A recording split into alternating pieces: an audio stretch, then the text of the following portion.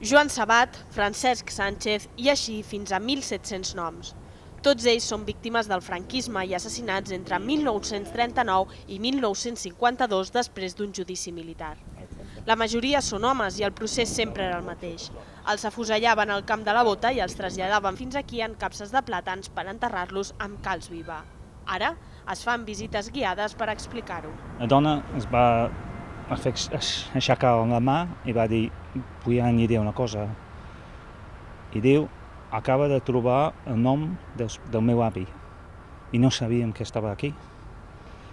I tothom vam quedar així i en silenci, i ella, Montserrat es diu, va començar a explicar i va ser molt dramàtic. Precisament la pressió dels familiars de les víctimes va obligar la Generalitat a dignificar el que fins aleshores era una fossa comú.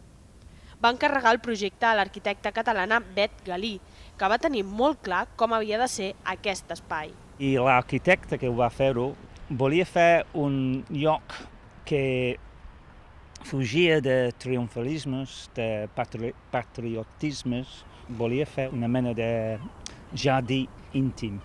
Amb una extensió equivalent a un camp de futbol, aquest és l'únic lloc de l'estat espanyol que homenatja a tots aquells que van perdre la vida durant la dictadura de Franco.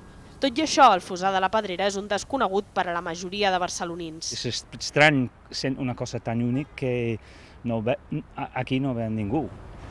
Jo crec que he vingut aquí unes 60 vegades i jo crec que he vist unes 30 persones. Per intentar acabar amb el desconeixement d'aquest racó, a partir de desembre, Cementiris de Barcelona organitzarà visites regulars.